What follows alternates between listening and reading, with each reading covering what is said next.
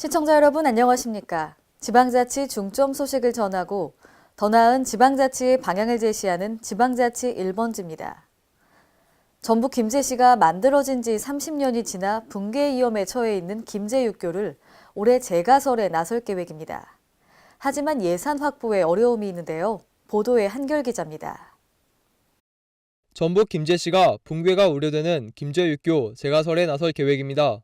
김제육교는 철도청이 1985년에 가설한 과선교로 2011년 정밀 안전진단 검사에서 붕괴가 우려되는 2등급을 받았습니다.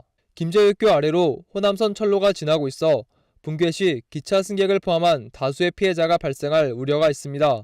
또한 김제시가 2014년 10톤 이상 대형 차량 통과를 금지하면서 대형 차량들이 10km 이상 우회하고 있으며 4차선 연결 도로에 2차선 교량이 연결되어 병목 현상이 발생하는 등 통행자들이 불편을 겪고 있습니다. 저 다리가요 굉장히 노후되고 오래됐어요. 그래가지고 시에서 수리를 자주 하는데도 이게 좀 부실한가 계속 수리하고 그러기도 하고 또 김제 발전에 굉장히 저해가 많이 돼요. 저쪽으로 나가는 큰 고속도로 나가는 통로인데 여기가 다리가 저쪽은 양쪽은 4차선인데 여기 다리만 2차선으로 돼 있어가지고 좀 병목 현상도 있고 좀 위험하기도 하고 또 이쪽에 농기계들이 많이 넘어오는데 좁은데 저 보시다시피 노견이 전혀 없어가지고 농기계 건너다닐 때도 굉장히 위험하고 그렇습니다.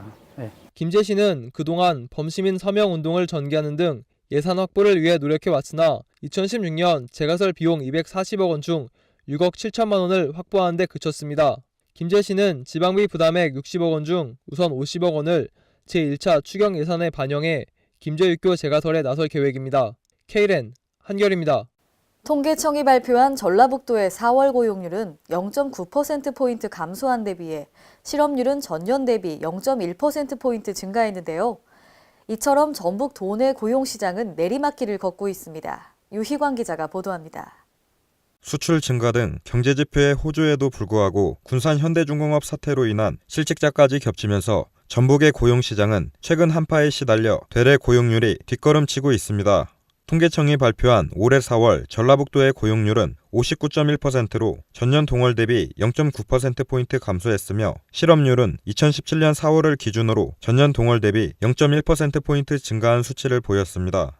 또 전북의 15세 이상 인구 153만 3천 명 중 경제활동 인구는 93만 3천 명으로 경제활동 참가율이 전국 평균인 63.5%보다 2.6% 낮은 60.9%로 집계됐습니다. 특히 도내 60만 명에 달하는 비경제활동 인구의 경우 전년 동월 대비 14,000명, 2.4% 증가한 것으로 나타났습니다. 이처럼 고용률이 저조한 것은 군산 조선소와 협력업체의 실직 사태에 이어 도내 기업들이 채용 규모마저 축소하고 있기 때문입니다. 부산 지역 같은 경우는 지금 경기가 전반적으로 좀 안 좋습니다. 제조 자체가. 한국제일 거기도 지금 10일 정도 지금 협력업체 같은 게 휴업을 좀 하고 있고요. 그래서 휴업을 하고 있는데 추가로 이제 뽑을 이유는 좀 없잖아요. 제조업체가 이제 특별히 이렇게 좀 활성화되고 그런 저희가 없습니다. 저희 공단 쪽에. 근데 당분간 그렇게 크게 올라갈 저기는 없죠. 군산 지역은. 이 때문에 청년 실업자들은 고용 안정성이 보장된 공무원 등 공공분야 취업으로 눈을 돌리면서 실직 상태가 장기화되고 있습니다. K랜 유희광입니다.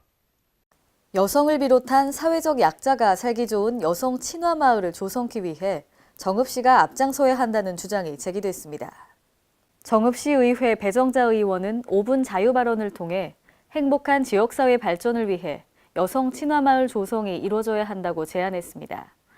이를 위해 마을별 거점 공간을 조성해 아이들과 독거노인이 함께 생활하면서 자연스럽게 양육과 돌봄이 이루어지도록 지원해야 한다고 제시했습니다.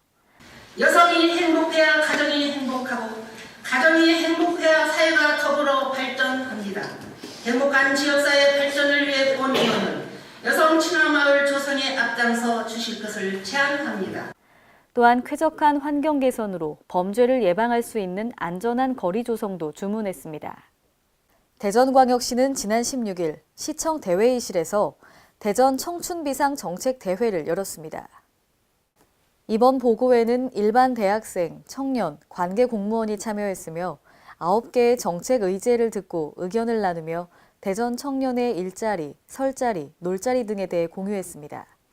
올해 9개 분과가 연구 활동할 주제로는 청년들의 정신건강, 창업가의 희망, 기업과의 협업 프로젝트, 청년 전용 주거 정보 등 실생활과 밀접한 주제들입니다.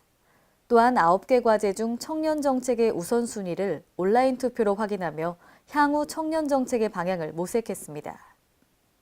제5차 전북 재난안전 포럼이 지난 16일 전북도청 중회의실에서 개최됐습니다.